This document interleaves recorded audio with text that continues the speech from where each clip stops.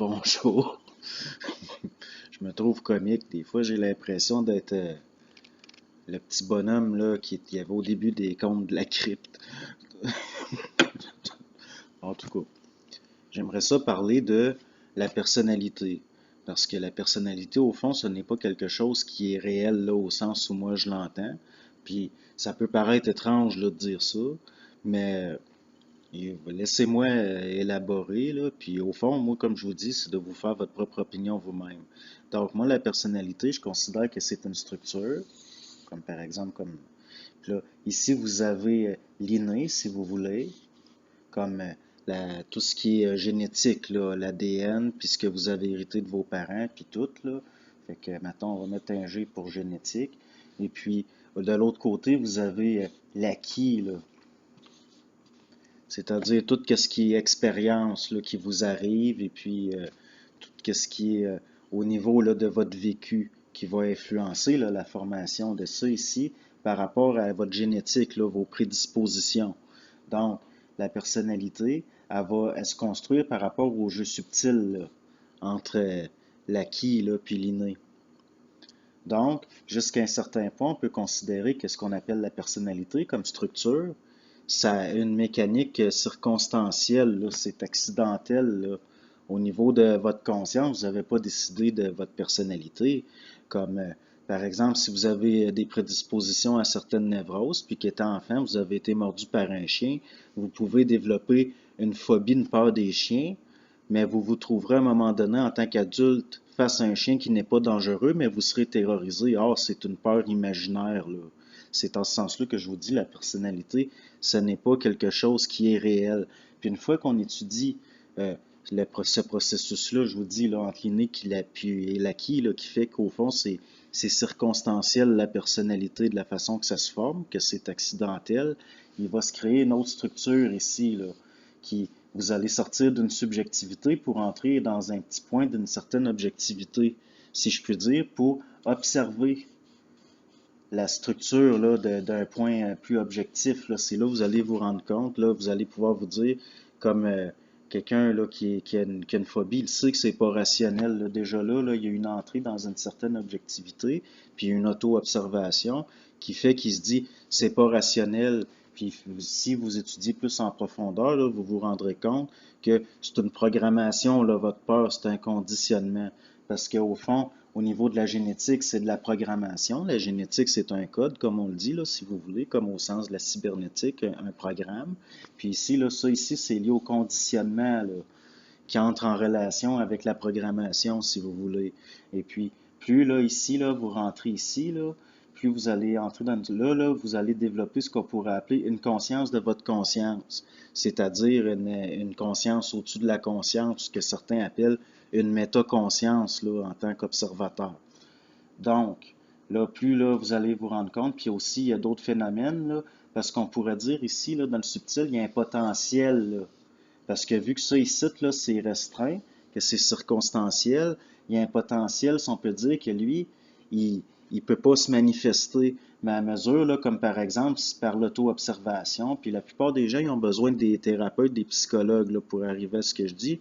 Mais moi, ça n'a pas été le cas, là. Au contraire, même, je dirais, là, moi, je les considère quasiment comme des nuisances, ce monde-là, parce qu'ils sont d'une grande subjectivité souvent, parce que c'est pas une science exacte, puis des fois, c'est doctrinal, là. Des choses comme la psychanalyse freudienne, la psychologie analytique, là, comme Jung. Moi, à mes yeux, ça, c'est un peu trop doctrinal, puis ça fait que l'analyste, le psychologue, souvent va entrer dans une subjectivité parce que, justement, il y a un conditionnement, là, puis, puis pourtant, c'est ça, là, la structure qui nuit, là, qui nuit. Puis comme par exemple, si des fois vous avez des instincts, là, que par intuition, des fortes intuitions, que vous savez que c'est ça, puis ça se révèle vrai, ou par exemple, vous dormez, là, puis vous vous faites réveiller en sursaut, là, un matin, là, puis si ce n'était pas arrivé, vous auriez manqué un rendez-vous. C'est un peu de ce potentiel-là ici, là, qui n'est pas pu se développer à cause de cette structure imparfaite-là, qui est circonstancielle, qui a descendu, il a descendu un peu. Voyez? Donc, là, on n'est plus, là, c'est plus de la connaissance, là, parce que ça, c'est lié à ce qu'on pourrait appeler de la connaissance. Ça, c'est un savoir. ce qu'on pourrait appeler le savoir, ceux qui font la différence, là. Mais l'affaire, c'est que plus vous allez comprendre là, les processus liés à ça, puis même vous n'aurez pas besoin de l'intellectualiser, là, vous allez voir. Vous allez voir de plus en plus, c'est ce qu'on appelle l'intégration. C'est-à-dire que euh, c'est difficile. Il ne faut pas s'arrêter là, au niveau là, de la forme, la structure de ce que je dis, mais voir ce qu'il y a en arrière, là. Il y en a par instinct, ils vont comprendre ce que je dis. Et puis plus là, ça ici, là, la structure, elle va se fragiliser. Parce que ça ici, ça va créer des chocs. Vous allez vous rendre compte là, qu'il y a des affaires qui ne se tiennent pas de bout là, dans la façon que votre personnalité s'est construite, qu'il y a des choses qui n'ont pas d'allure. Puis donc, ça va créer des chocs, ça va fragiliser la structure de la personnalité qui n'est pas réelle au fond, elle est circonstancielle, c'est pas, c'est de l'intelligence sous régence là, animique dans le sens de l'émotivité et puis votre programmation là, de l'animalité, la programmation, là, si on peut dire la génétique. Et puis bon, puis ça va se fragiliser. Il va y avoir un transfert, là, si on peut dire ici, ça va grossir ça là. Ça va grandir, puis ça ici, ça va se défaire de plus en plus. OK? Puis là, ça va créer un dynamisme, là, ça va engendrer, il va y avoir un lien. Puis là, ça va descendre de plus en plus votre potentiel qui était inexploité au niveau là, de votre conscience. Parce que ça ici, là, c'est de l'intelligence, on peut dire. Là. Puis c'est pas pareil. Vous avez de plus en plus, vous aurez de moins en moins besoin d'intellectualiser ou de réfléchir à quelque chose là, pour arriver à des conclusions qui vont s'avérer par la vérification ensuite être vraies. Là, ça va descendre de plus en plus, là. Puis à un moment donné, là, possiblement, là, il y en a qui vont, on approche d'un temps où il y a plus de monde qui va le vivre, là. Ça, là, ça va s'unir, là. Ça va s'aligner, si vous voulez. Ça va se tasser ici, ça, puis là, j'utilise des images, là, mais il ne faut pas s'arrêter à...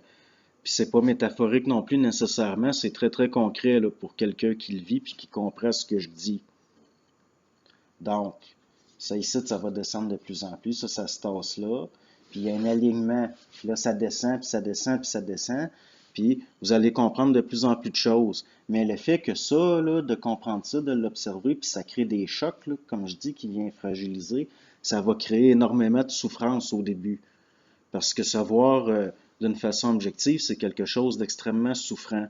C'est là ça va enclencher ce qu'on pourrait appeler des processus d'intégration. C'est-à-dire que l'énergie là, dans votre psychisme là, qui va au début être dans de l'émotivité, puis des choses comme ça, de plus en plus, elle va se transférer dans d'autres structures. Vous allez intégrer.